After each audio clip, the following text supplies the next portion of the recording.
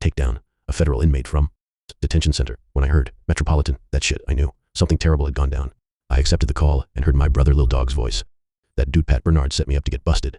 The anger in his voice unmistakable. Man, how you know? They told me, that motherfucker. Pat Bernard was a youngster I used to work with who helped me supply the PCP I'd sent to Richie Rich and Zip in New York. I met Pat Bernard one night in the early 90s. The Southside Lowrider Club was coasting down Crenshaw Boulevard with about 35 cars. We saw this youngster pulled over to the side of the road with his car hood up. We decided to stop and help him out. Once we started talking, he seemed like a pretty cool youngster, and he asked me about the business. I gave him a number to call so we could talk some more.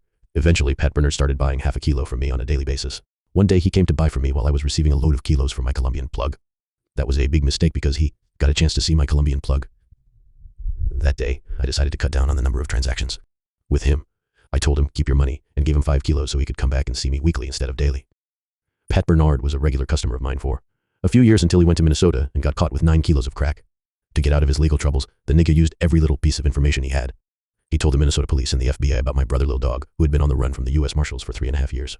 He told them about my business. He has a Colombian connection. But the most he told law enforcement was that he knew who killed Tupac and Biggie in the suckers bit. Soon after that, Pat Bernard started working as an informant with the major task force. Early one morning, when Pat Bernard returned from Minnesota, but unknown to me and the homies. Now he was a fully employed confidential informant for the feds. Pat Bernard went over to the projects and saw my brother. Hey, Lil Dog, I need 2 kilos. My brother had to pick up his kids and my son from school that day. So Lil Dog pulled up in the project's parking lot at about 3 o'clock that afternoon. My brother showed up but didn't bring the kilos with him because he wanted to make sure everything was for real. Once he pulled up in the projects, the U.S. Marshals and FBI vans surrounded his car and ran out from everywhere with their guns drawn. Get out of the car, get out of the car. As I pulled up in the projects to meet Lil Dog, I saw all those police out there and was like, oh fuck. When my brother called me that night, he informed me that the police had told him about Pat Bernard. About 3 weeks later, the Major Crime Unit, led by Special Agent in Charge, SAIC, Ted Holliday, parked around the corner from my house. Holliday trained Pat Bernard what to say, wired him up and sent him to knock on my door wearing a wire. I was in the shower at the time, so my wife, Paula, came and got me. Hey Keith, Pat is at the door. I thought it was my little homeboy from the hood named Pat. I got out of the shower, dried off, put my boxers on and went to the door. Instead, it was the nigga that set up my brother. Nigga, if you don't get your punk ass away from my motherfucking door, I'm gonna do something to your bitch ass. I know you are working with the police. Get your bitch ass out of here, nigga. Their plan was for him to come set me up. But when they heard my reaction, they saw that I wasn't playing with the son of a bitch, so they had to change course. Hell no, we gonna get this man killed. Pat Bernard left my house and went around the corner where C-Ray and my cousin GB were getting their cars washed, pulled up and said to them, hey, Kefa D thinks I'm snitching. My cousin GB said, man, I see no paperwork. That was his jailhouse way of saying he didn't believe that Pat Bernard was a snitch. I took my brother's word that the nigga was snitching, but my cousin chose not to. Who has the birds? Your cousin Kefa have the kilos. My cousin GB responded, yeah, but you don't want that shit. It's Brown and that nigga charging. It's too much. I found out what my cousin GB said later on through the discovery process once they took us down. From that day in November of 1996, the FBI's Major Crime Unit went to work on my cousin and started their investigation on us. By getting those closest to me to cooperate with them, like C-Ray, they were able to take a little snowball and turn it into a massive avalanche. Ultimately, what they wanted to know with certainty was who killed Tupac and Biggie. VVV. I was on the run for 4 months after they raided my house on the Biggie murder investigation when I received a call from my attorney, Eddie Fail. I just talked to Detectives Pool Amp Hooper from LAPD. They say they aren't going to arrest you. They just want to talk to you. Eddie said, yeah? Smart as he could. Hear the hesitation in my voice when I responded. He reassured me. They gave me their word that they just want to talk. All right, cool. Set it up then. Eddie and I met them down at Parker Center, the LAPD headquarters at the time. Eddie schooled me. Before we went into the room, don't say anything. Just let them talk. Give me the signal when you're ready to leave. They took me upstairs and started questioning me. As agents from the FBI and LAPD continued to talk, I realized all of what they were saying had to have come from one person, C-Ray. They already knew about how Puffy and I met. They knew the Zip connection. They knew who was in the car in Vegas and where everybody was sitting in the car. Everything.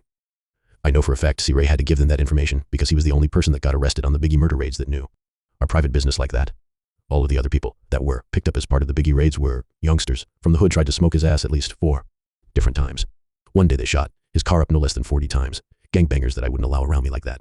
So they couldn't know that type of information. I happened to be in Chicago when they raided our houses on the Biggie raids. When I finally got back from Chicago, I asked C-Ray what they asked you about. Man that was asking about that Tupac and that Biggie stuff. Nigga, you sure wasn't there. You don't know nothing, do you? No, was his response. As the agents continued talking, I was steady, thinking, that son of a bitch. That fucked me up because C-Ray is from my generation and was my right-hand man. Back then, I would have died for that dude because he was my #1 moneymaker. We came up from scratch together and he sold me out. I didn't know the brother was so fucking weak. Learning that C-Ray flipped on me broke my heart and pissed me the fuck off at the same time. First, I found out from Boss Man that C-Ray was trying to get in contact with Shuge, talking about he wasn't involved in the Tupac shooting. If he tried to communicate with the other side and tell him he wasn't involved to protect his ass, I could only imagine all the shit he went in there and said to the police. It soon became apparent, not just to me, but to others in the hood that C. Ray was snitching. On top of that, he had been showing some disloyalty. As a result, at least 4 different times youngsters from the hood tried to smoke his ass. One day, they shot his car up no less than 40 times. No one would have ever known that South Side did that shit either. Especially after his neighbor got shot 35 times. It would have looked like it was a hit from the other side. First, don't know how he got up out of there alive.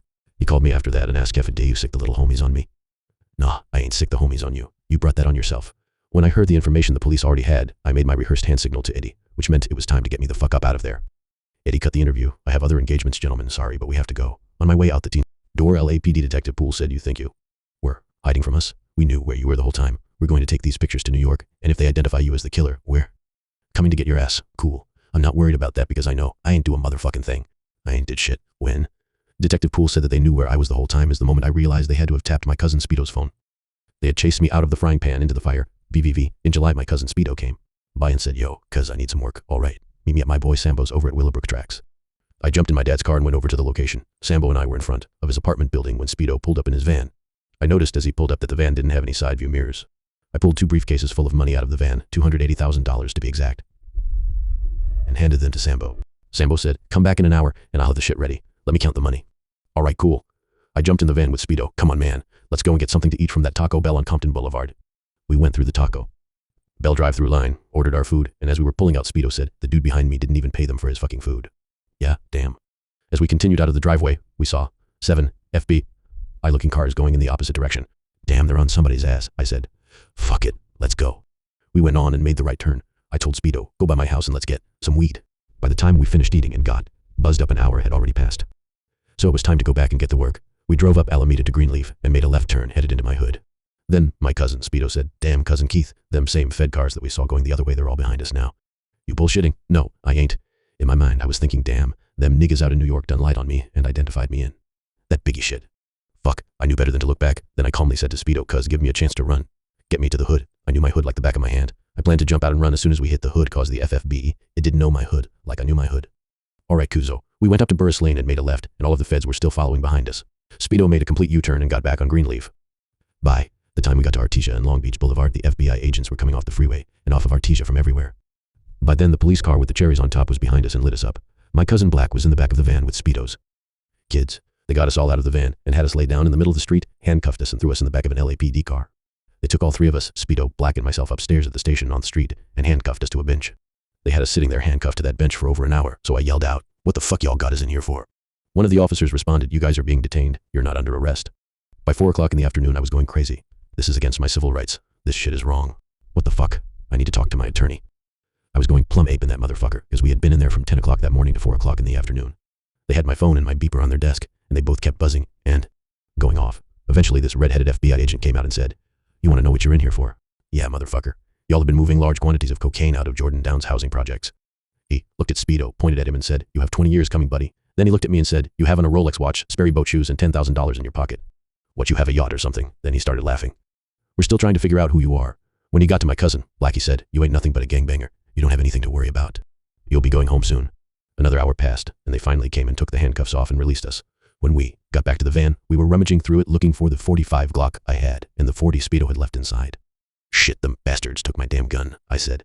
Then Speedo said, them motherfuckers done took my shit too. Both of our guns and the weed we had left inside were gone. I called my wife and she answered, you all right? We were worried about y'all. Yeah, we good. Come pick me up at Speedo's house. Before we left, I told Speedo, we're going to wait until tomorrow to go get that shit from Sambo. We need to let it cool off. Let them people go on about their business. I got home about 6:30 p.m. and my phone rang. It was cousin Speedo, damn cousin Keith. I could have sold all that shit by now, cuz let's go get that shit. My shit is blowing off the hook. You sure? I asked. Hell yeah. Then meet me at Sambo's house. I had to go over to Sambo's house anyway to get my dad's car that I had left over there. When I pulled up, Sambo was like, where the fuck y'all been? I didn't tell him that the police had us gaffled like a motherfucker. A few minutes later, Speedo pulled his station wagon into Sambo's garage where we loaded it up with the kilos. When it was time to leave, I told Speedo, I'm going to follow you to the projects to make sure you make it home safe. We pulled off and headed up Willowbrook, and by the time we crossed Rosecrans, here come them same FBI agents that had detained us earlier that day. They had some hot-ass cars and were flying to catch up with us. When we got to Stand Willowbrook, Speedo made a left and I was following closely behind, trying to make sure the feds couldn't get around me, so he could make it through the light. The light turned red, but all of them went straight through the light. Fuck it. Suddenly, one of the Fed cars sped right around me. We were all speeding up to an intersection where there were crossing gates for the Metro Rail, and luckily the Metro Rail crossing gates started to come down. Speedo cut across just. They were coming down and made it through. The Feds didn't. I turned off and went to this dude named Pat's house, who was in the game from Corner Pocket Hood. Bro, can you give me a ride to the projects? I left my dad's car at his pad and jumped into the truck with Pat. We drove down to the projects to make sure Speedo was safe. By the time we got there, his station wagon was already sitting in the parking lot. Biggie, you cool? Yeah. You cool? Man, you sure they ain't got your ass kidnapped? Nah, man, I made it. But I see my co-pilot abandoned ship on my motherfucking ass. He started cracking up. I responded, "Cuz, you want both of us to go down?" and started laughing with him. About a month later, Speedo came over to my house to bring me some money. I was standing in front of my house when he pulled up in that same van without the rearview mirrors, and there were 3 FBI agents. Following him, he jumped out the van, and I said, "Speedo, what the fuck? Man, you done let them know where I live. You need to get some rearview mirrors, nigga. Got that?" Long ass tail following, your ass. We laughed hard about that. Fuck the motherfuckers. I was joking with him because they already knew exactly who I was and where I lived the whole time. VVV, the same day the feds raided my house on the Biggie Smalls case, they knew I was going to the projects to my cousin's house. What I did not know was that they had already tapped my cousin's phone. While I was over at my cousin Speedo's house, this dude from Nutty Block called and asked for 2 kilos. The conversation was all in code. "You got 2 for 2, he asked. "Yeah, I got 2 for 2. Man, what color you got?" "Nigga, I'm in a white van." "All right, I'll be over there in 15 minutes. The feds were listening in on the conversation and interpreted what we said to mean we were talking about 2 kilos of cocaine, and I described it as being white. That simple 7-second coded conversation is how I caught my case and ended up receiving a 70-month sentence. What clinched the case against me was when the individual called back and said one of the kilos was 8 grams short. What type of person would call back on the phone and say a kilo was 8 grams short? I couldn't understand how they could convict us from talking on the phone without any pictures of us doing the transaction. They didn't get any dope, nothing. I figured that shit shouldn't be a fucking crime. When I asked my attorney about it, he said, "Yeah, that's a crime." That's how I caught my case with the Major Crime Unit. They had been investigating me for almost 2 years, but they couldn't get me because I was taught by the Colombians not to talk on the phone. I was strict in following that practice. The feds were able to record my conversation because a judge had ordered a 10-day wiretap and told them, "Bring me the evidence that this man is selling drugs and we can continue the case." When they brought the 10 days worth of wiretaps, the judge said, "This is not enough evidence." The cops defied the judge's order and kept the wiretap going for another 1.5 years. I could have gotten off on that case, but my lawyer explained, "I can beat this case, but you're in here for those high-profile killings." All I could say was, "Yeah, I know what you're talking about." They took me to the feds for that. The Major Crime Unit took down 68 Grape Streets, including practically all of my cousins and 2 dudes from Compton. They indicted us on May 20th. VVV. On May 28th, 1998, about 3:30 a.m., my boy Taco saw me pulling in that night, so he came and asked me for some rocks. I ain't got no rocks, so I gave him some money instead. I went to my back house, and I wasn't in there for more than an hour when I heard a loud boom. Boom. I grabbed my strap and looked out the little people thinking it was some jackers. It was the real jackers, the FBI SWAT team wearing black ninja suits. I could see that they had already raided the front house, and by then they were working on the door to the back house. As I started walking through the deep hallway, all the FBI agents in rhythm let out a roar, "Kef D. Kef D," like they had seen a celebrity. Where I was, I took a big hit on my joint since I knew it was the last one I'd be able to enjoy for a while and put my pistol away. As soon as I opened the door, I heard, "On your knees, motherfucker, on your knees. We have a federal arrest warrant for you."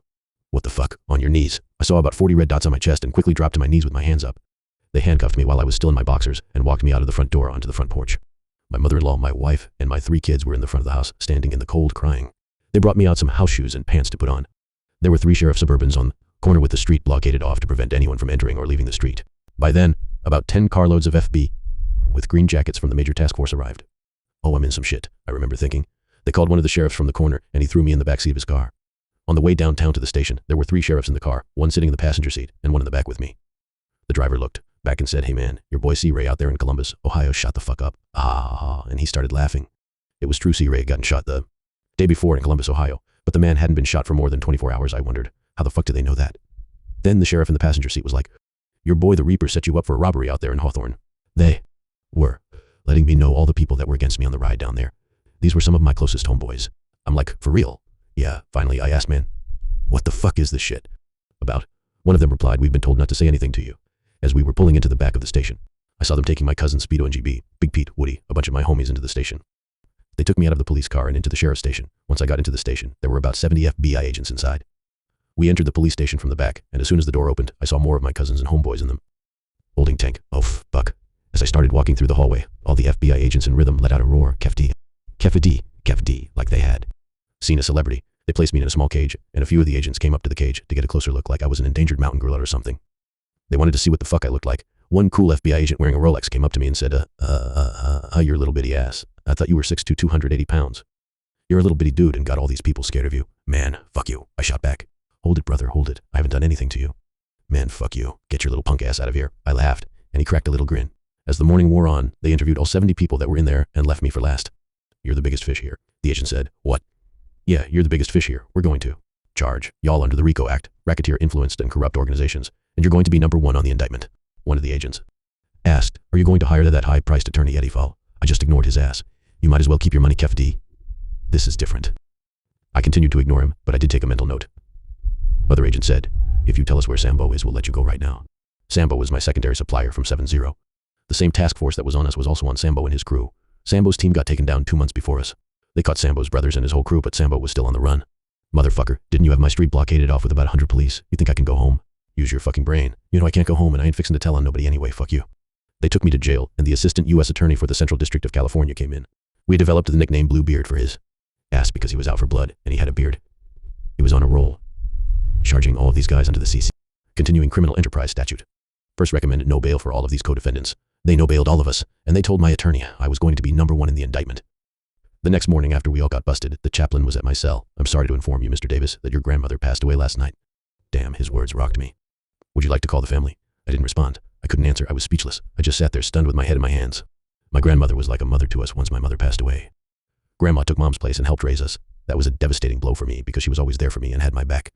Once I got myself together, I called my nephew Baby Lane to talk about Grandma passing, as well as some street shit I needed him to handle. Unc, I know where everything at. Don't worry about nothing. I know who got everything and all that. I got everything in line. There was still a lot of shit out on the streets. Hey, nephew, be safe out there. Later on that same day, we were having our attorney visits, and at the 4 o'clock count, the same chaplain who broke the news to me about my grandmother showed up again during the count. I started to feel a little sad recalling his earlier visit to me that morning and figuring the chaplain had returned to break some awful news to someone else. My heart skipped a beat when he stopped in front of my cell a second time and started off the same fucked up way. I'm sorry to inform you, Mr. Davis, that your nephew Orlando Anderson was just killed. What the fuck? 2 in 1 day? I asked in disbelief. Yes, I'm very sorry, the chaplain whispered. The 2 people closest to me passed away on the same cold, devastating day, May 29th, 1998. My grandmother died around 4 in the morning, and Baby Lane was killed around 4 the same afternoon. Baby Lane lived with my grandma and was raised by her at her house. So I guess she decided she was going to take her grandson with her. Even though I was 12 years older than Orlando, he and I were really close. Since day 1, he was my dog. I used to take him to Children's University at Compton College. Every day I made sure he was right, made sure his school clothes were fresh. He was like a son, a nephew, a brother, and a close friend. I later found out that Baby Lane got killed in a shootout at Bob's Compton car wash. In the shooting, 2 dudes, Michael Stone, a big-time Crip leader of the Corner Pocket Crips, and his nephew Jerry were also killed. The Reaper was with Lane when the shootout happened. The Reaper told me later that when the shooting started and they were backing up trying to 163 get out of there, it seemed like the whole car wash was shooting at them, the owners and everybody. You bullshitting, Bob? Yeah, big homie. They were all shooting at the truck, Baby Lane, and then pulled off and got about half a mile down the street when Baby Lane was like, man, I can't feel my legs no more.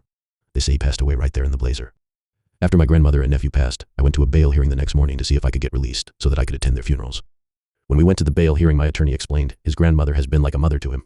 The assistant U.S. attorney Bluebeard jumped up, Your Honor. This man here, as he pointed in my direction, no disrespect to your family, Mr. Davis, is the leader of the Southside Compton Crips. And his nephew killed 2 men and got killed in a gang-style shooting in Compton. The LA Times article is right here. He held up a copy of the LA Times newspaper. He let him go. Something is going to happen, Your Honor. He handed the LA Times article to the judge. The judge took a few minutes to read it, then looked up over his glasses and said, Mr. Davis, I'm sorry, sir. I can't let you go. Come back in 3 weeks, and we'll talk about it at another bail hearing.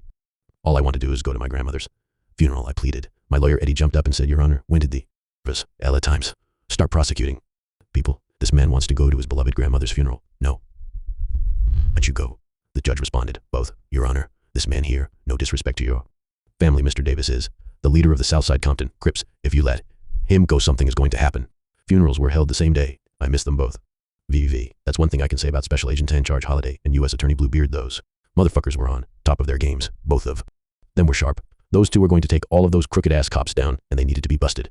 It was about fucking time. Truthfully, all of us got lucky that Bluebeard ended up getting transferred because we were all going down. Southside, Grape Street, the crooked cops, all of us were going down fucking with him. Bluebeard and Holiday were on all of our asses. Holiday was Special Agent in Charge of the Major Crime Unit. That's one hell of a title. That means if John Gotti were in L.A., it would have been Holiday and his people that went after them. Just from listening to his ass, I knew he was on it. I have to give it to him, the dude was sharp, but I never bent for his ass. Never. A week later, we went to court on the case. Against 70 of us, we were sitting in the tank and the marshal was getting ready to take us into court. A guy was sitting in the protective custody, PC, tank, and when we walked by, he started shouting, Kef D. Kef D. I looked at him like, who the fuck is? All of those dirty cops knew who I was, but I didn't know who they were. You? When we got into court, the marshal whispered, you don't know who that guy is? No, who is it? That's David Mack. Duck. Duck was one of Shuja's hitmen and was included in the big LAPD Rampart scandal. He ended up getting 14 years in the federal pen for a South Central bank robbery. All of those dirty cops knew who I was, but I didn't know who they were. It's not a good look when a nigga in a PC tank is calling out your name like they know you. The whole time it was that bitch-ass nigga David Mack. Before we entered the courtroom, my attorney said, Cafe D, we can beat this case, but these people are not going to let you go. You know why you're in here. They want to know where you are at all times. Okay, I understand. I'll go in there and get you the best deal I can. When sentencing day came, my attorney did his spiel. Your Honor, they offered him a deal for 5 years, which he has agreed to. It was nothing but a simple phone call. They didn't retrieve any drugs, and there are no pictures. There's nothing. Once again, Bluebeard was out for blood, Your Honor. The probation report came back recommending 18 months. The judge asked Bluebeard, did you offer him a deal for 5 years? Yes, Your Honor. The judge continued, I'm quite sure this man wouldn't plead guilty knowing that he was going to get 18 months for a simple phone call. I'm going to make you stick to your deal. Then the judge looked at me, Mr. Davis, I'm going to give you the high end on it. I fell in the category from 60 to 72 months, so the judge sentenced me to 71 months and sentenced my co-defendant to 60 months. I went on and took the deal. Bluebeard and Holiday came out with over 700 years on our cases alone, but neither one of them were happy about the judge's decision on my sentence.